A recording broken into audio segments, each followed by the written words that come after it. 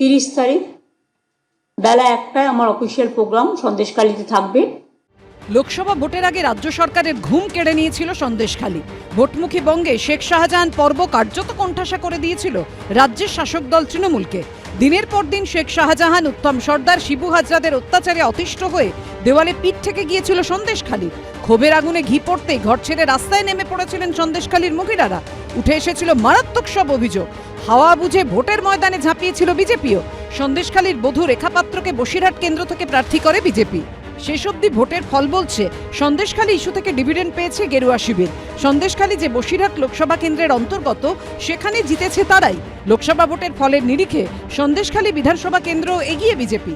আর সন্দেশখালীর ঘটনায় প্রায় 1 বছর পর অবশেষে সোমবার সন্দেশখালী যাচ্ছেন মুখ্যমন্ত্রী। সরকারি পরিষেবা প্রদান অনুষ্ঠানে যোগ দেবেন তিনি।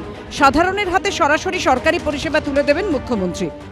সন্দেশখালীতে একটা পাবলিক ডিস্ট্রিবিউশনের প্রোগ্রাম নিয়েছি, কারণ ইলেকশনের আগে আমাকে অনেকে জিজ্ঞেস করেছিল, দিদি আপনি সন্দেশখালী গেলেন না। আমি বলেছিলাম আমি যাব, পরে যাব। সুতরাং সেই জন্যই আগামী 30 তারিখ বেলা 1টায় আমার অফিসিয়াল প্রোগ্রাম সন্দেশখালীতে থাকবে। সরবেরিয়া আগারহাটি গ্রাম পঞ্চায়েত, নেজার থানার অন্তর্গত সন্দেশখালী 1 নম্বর ব্লকের এই পঞ্চায়েত শেখ শাহজাহানের গড় বলেই পরিচিত ছিল। মুখ্যমন্ত্রীর আসার খবর ইতিমধ্যেই পৌঁছে গিয়েছে সেখানকার বাসিন্দাদের কাছে। হ্যাঁ, এখন তো একটু নিরাপদে আছি। যখন গন্ডগোল হচ্ছিল তখন আসলে ভালো হতো। আতঙ্ক আছে একটু। ওই যে মারধর এবং লুটপাটের এই ভয় আছে। এখানকার বাসিন্দাদের বক্তব্য যে শেখ শাহজাহানরা গ্রেপ্তার হওয়ার পর তারা কিছুটা ভালো আছেন, কিন্তু তাদের প্রত্যেকের মনে রয়েছে চাপা আতঙ্ক। আগামীকাল রাজ্যের মুখ্যমন্ত্রী সন্দেশখালী আসছেন, কিন্তু প্রত্যেকেরই একটাই বক্তব্য, যখন গন্ডগোল হয়েছিল সেই সময় মুখ্যমন্ত্রী এলে অনেকটা ভালো হতো। সন্দেশখালী 2 নম্বর ব্লকের বেড়মজুর গ্রাম পঞ্চায়েতের বাসিন্দাদের বক্তব্য খানিকটা তেমনই। এখন ভালো, ভয় আতঙ্ক না এখন কিচ্ছু নেই, না কিচ্ছু নেই। সোমবার দুপুরে সন্দেশখালী মিশনের মাঠে পা রাখবেন মুখ্যমন্ত্রী।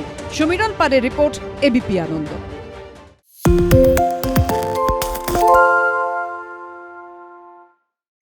সত্য অন্তহীন, সত্যের খোঁজও তাই, সত্য সন্ধানে তাই আমরা অক্লান্ত, অকুতভয়। এবিপি আনন্দ নতুন ভাবনার প্রতীক, যা মনে মুক্ত, তথ্যে যুক্ত এবং যাবতীয় সীমানার বাঁধন থেকে মুক্ত।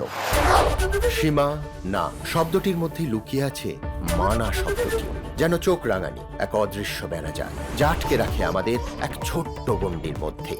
একমাত্র সঠিক খবরই গড়ে তুলবে এক মুক্ত সমাজ। সেই জগৎ গড়ার লক্ষ্যে কোনো সীমানার ঠুকুটি আমরা মানব না। এবিপি আনন্দ এগিয়ে থাকে, এগিয়ে রাখে।